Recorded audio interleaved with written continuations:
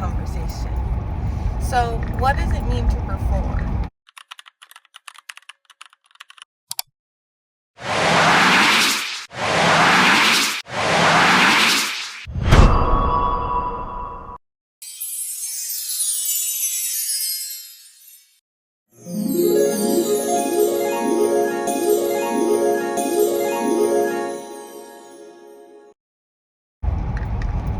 Because I feel like I remember even thinking about this when I was like a kid, and I feel like I used to talk to you about it, and it would like stress me out and make me cry, because I would feel like, well, who am I?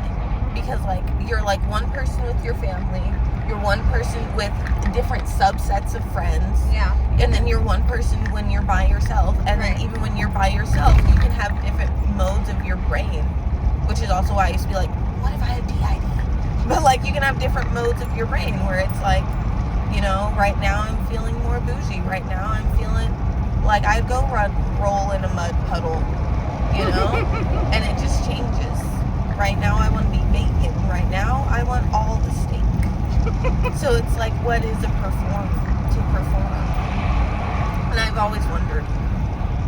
Well, this is why I was just saying how I literally only get excited about doing things or, you know, with either my kids or my man, and I have zero remorse for that. Like, I don't care. Somebody can call me a pick-me or whatever, but once I had children, it replaced that desire that I had in childhood to hang out with friends. You became my road dog, right? Mm-hmm. I took you everywhere with me, even when I was hanging out with the friends. It didn't matter. I was like, oh yeah, no, Adia's coming. Like, that's it, right? And realizing now why I don't have the energy or why I'm not super excited to hang out with friends is because I feel like it's performative. Like, I'm constantly on. I have to perform the behavior and the act of being mom 24/7. I have to perform the behavior of being partner and or wife, because I don't believe in the boyfriend girlfriend thing. We're courting up until we get engaged. So you know, that's how I move. Yeah. So if you're wondering, that's what you'll have to do. You want her. It's courtship and then marriage. Other than that, kick rocks. Yeah, but it's all I'm being something outside of me as an individual, and so I don't have the energy for friends. Like, I really don't. I don't. We can talk on the phone and we can see each other like every couple of years, and it will be a fulfilling friendship to me. I don't need to be up underneath you like every weekend. I do not in the least bit dream of a girls' vacation outside of my girls. If you're not blood or family level, I don't want to go on a because when I need to retreat and I need that calm down moment, I don't need people around me who are expecting me to still be on performance level of what they get when I am around them, because I can't. I can't do that emotionally, spiritually, mentally. No, I can't do that. And that's what I was thinking at first. You may just need like friends that you can do that with them. Because like I do that. Isabel does that. Like she comes over and she's like, girl, I just want to take a nap. And I'm like, okay. And it's not a big deal. When I went ice skating with everybody, it started getting real crazy. And I was like, actually, I'm just going to sit over here because everybody's acting ghetto. And they were like, okay. And it was like, fine. So I feel like it's very dependent on the friendships. Like, but then I guess you have to wonder, because sometimes I feel like I really have lucked out in the friendship arena. You did. For the most part, like, so, because I've been hearing horror stories, so people do suck, and they just want to drain you. They're like hanging out, and they're like, no, but you have to be on all the time. Right. And it's like, how are you on all the time? How are you putting on this performance? Mm-hmm. And I definitely think it's something that changes with age and marital status and children, whether you're child free or not. I think that's a huge. Go ahead, because I know you just had a light bulb. Oh, I wonder if it's a generational thing maybe as well, because I do feel like even like just in general senses, I feel like people, but then again, it could just be the people I surround myself with, because I'm thinking, like, one thing I was thinking about was like Keely's birthday party, or Okay. the mystery party that Liam was just at, but that's literally one of my best friends and my boyfriend. So of course probably the people that they're also hanging around with are kind of the same. But I don't know, because like at like Keely's birthday party, like it was very like chill vibes, and like, you know, sometimes people were just sitting on the couch, and like by the end of it Keely took off her pants and was just like in her t-shirt. And like freaking at the mystery party that Liam was just at, there was a girl who was sitting on the couch. She was the replacement for the character I was supposed to be. But she was sitting on the couch with the thing over her head, just sleep. And I feel like I've been to so many like little gatherings and things where people do just, they let you vibe. Like they're not trying to like control you. They're just happy that you're there. And so I wonder if it's just a generational thing. Because my generation is very exhausted at what seems to be an earlier age. It makes sense though, because you guys went through so much. It has been so much going on in your generation. Yeah. So I'm like, well, maybe that's why we don't care, because it's like, girl, Just be you. Go ahead. it's been nothing but turmoil for like the last 10 years. And we're only 24. Exactly. And it wasn't like it was peace and cookies before that. Like, we're worried about school shootings and like all. So it's just been, it's constant like exhaustion. So it's like when you are just hanging out with your friends, girl, that's what your friends are for. They're supposed to be. Stimulation.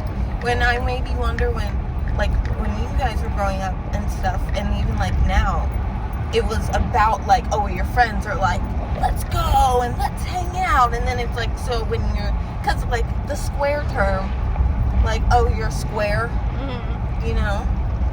And we don't really have a word like that for people now. No, I feel like your generation is far more accepting, and that might also be where the performative exhaustion for me comes from, because they weren't, like, you would get called weird, different, like, so you did have to perform, and being neurospicy, I'm gonna tell you, like, It's hard. it was hard in the 90s and the early 2000s, being a teenager, because people did. Oh my God! It's a raccoon. Not a cat. It's okay. It was a raccoon. Yes, it was a raccoon. No, I haven't really seen a full dead animal like that on the road. Oh, really? No, I've only seen like birds, and even that, I'm like, ah! I'm sorry. No, that was a whole raccoon. Very fluffy raccoon. as Yes, well. I'm very it was all sorry fat. that you experienced that. I thought it would help you feel better that it was just a raccoon, but it didn't. I love It did not. raccoons. I know. I think raccoons are adorable. Yes, they're so cute. They might as well be cats with thumbs. They are. They're cats with posable thumbs. Oh my god, they can eat trash. They're like goat cats. With thumbs. Oh, trash can thieves. Yeah, literally with their glasses. Their masks. Why do they have? They're like masks. burglars. I wonder They're trash burglars. if that's where we almost got the idea for masks. Is from the raccoons, because they are little sneaky things. I have no idea. Oh my Oh my god. god, were raccoons the first thieves? Cat burglars? Maybe. They should have called Oh them my raccoon God. burglars. Realistically, because they designed them after.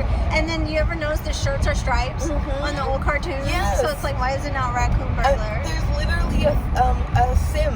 Her name's Robin Banks, and she's got she's got the glasses or the mask and the striped shirt.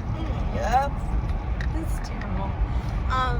So what I was saying was, you know, in the early 2000s and the 90s, people weren't as open with like neurospicy people, right? They weren't as accepting of people who were very different and eclectic. You would have that core group of friends, or like core groups or whatever, I can't think right now, of people who would be the eclectic kids or like the different kids or whatever, right? But because I got inducted into Like cool. the cool kids, right? Because whether I accepted or not, you know, I was a pretty girl. Like I was, you know, I was one of the prettiest girls there. NST. And I didn't know One of it. the greatest women ever. I always thought I was like unattractive. So that's how I kind of got inducted into that group, was because of the, you know, attractiveness. And when don't look at these angles for the attractive rates. Right now I look dead in the face. Like, what in the especially with the tone that I'm wearing, because it's so close to the washing tone. Yeah. Look, Gorgina.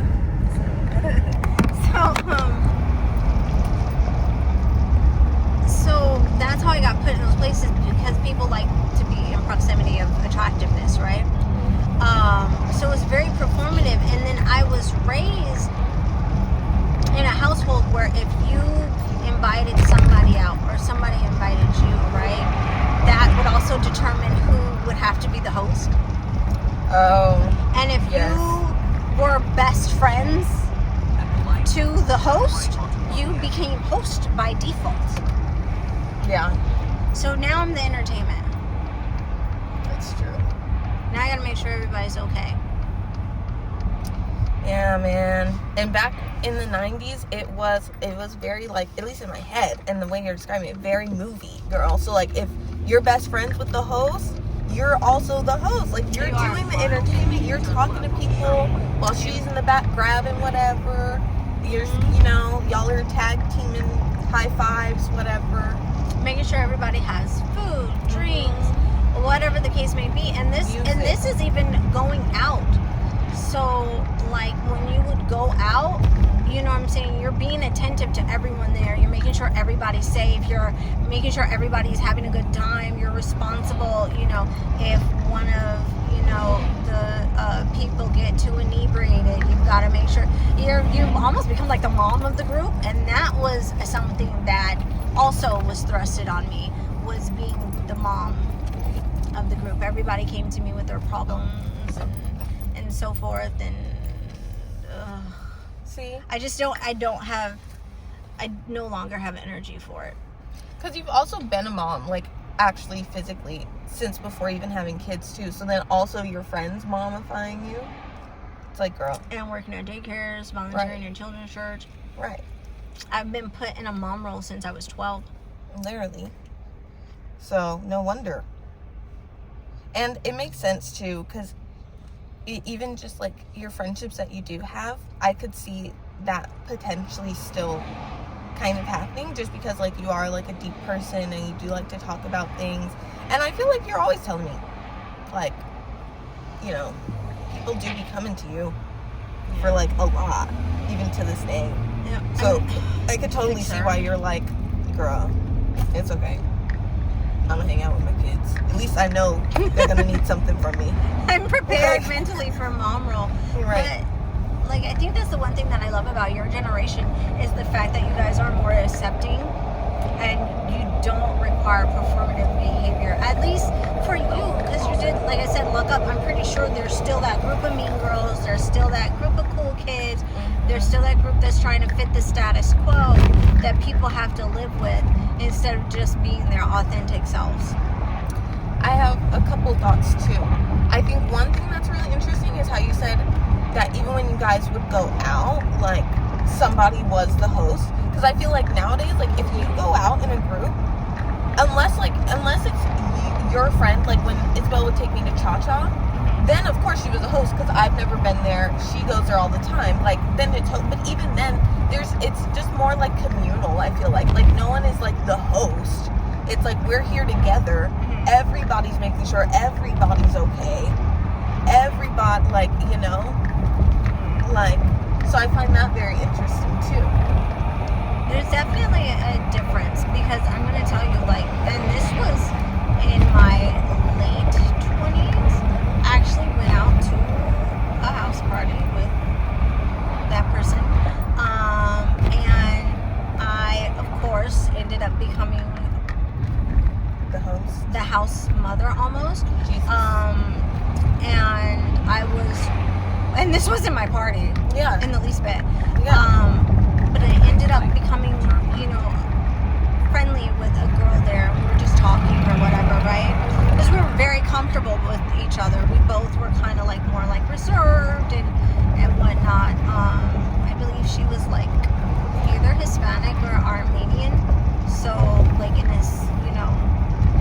just like a hood party. So in a sea of goodness, she found the other girl who might be Hispanic Army. Yeah, the kind of outsider of the bunch, right? So we're talking, and she got really lit, right? And she was flirting with this dude there, and I noticed that she was super, super lit, and I was like, babes, are you okay? Are you good? And then at the end of the party, I noticed like 2 dudes were trying to walk out with her, and I was like, oh no, we're not doing that.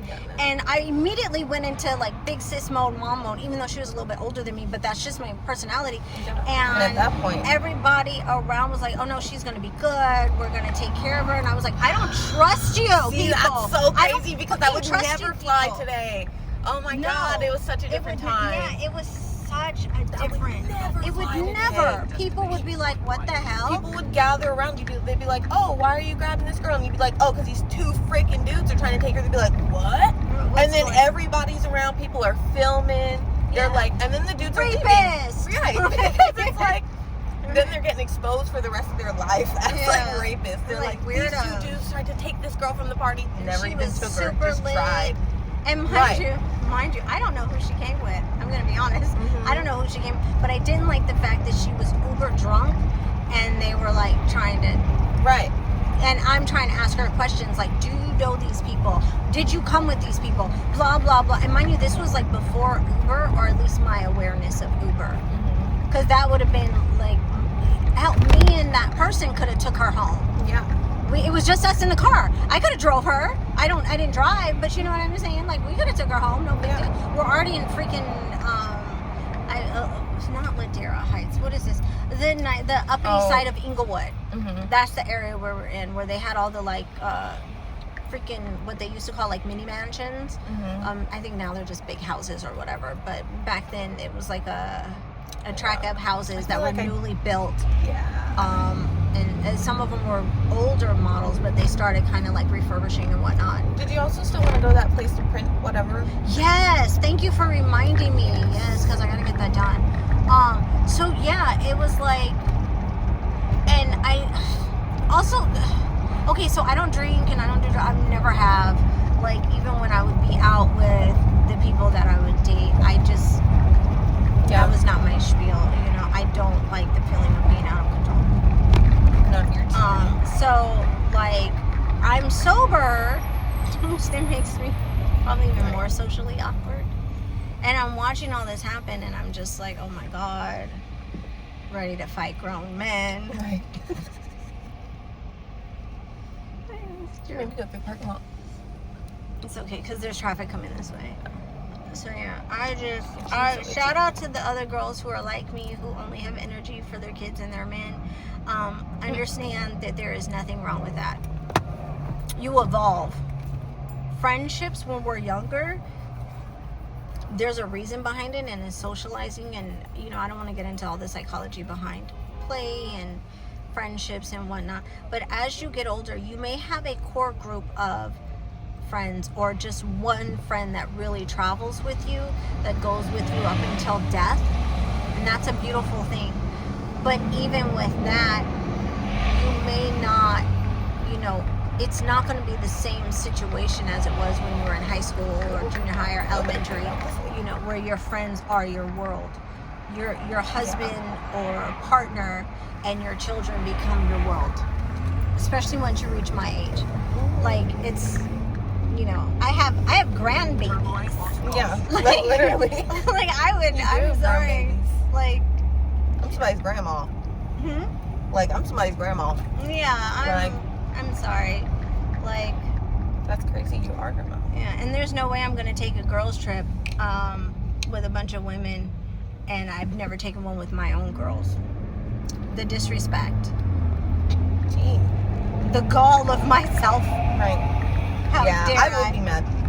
You would go to Jamaica with some girls? I would never. Oh. I would never go on a cruise or Jamaica or something with another group of women. Before you take me and Kimaya, crazy. Kimaya would bite me. Literally. And I'm hiding in the suitcase. You ain't leaving here without me. But I'm going. Listen, I'm going to tell you right now. I went to a women's retreat. Pregnant with you? I also went to a women's retreat with you on my boobs. Okay, so there has never been, and it was 4 women, and I was like, I'm bringing my baby, and it was a church thing. Granted, you know, we went up into the mountains and we were in a cabin for like a week. You don't, but you were a toddler when we went back the next time. You were like 2 or 3. Oh, Do you remember any of that? maybe. You're like vaguely. Yeah, I feel like I can like remember how the cabin felt, smelled, and sort of looked. Like I can see the hazy walls of it, but I don't really know.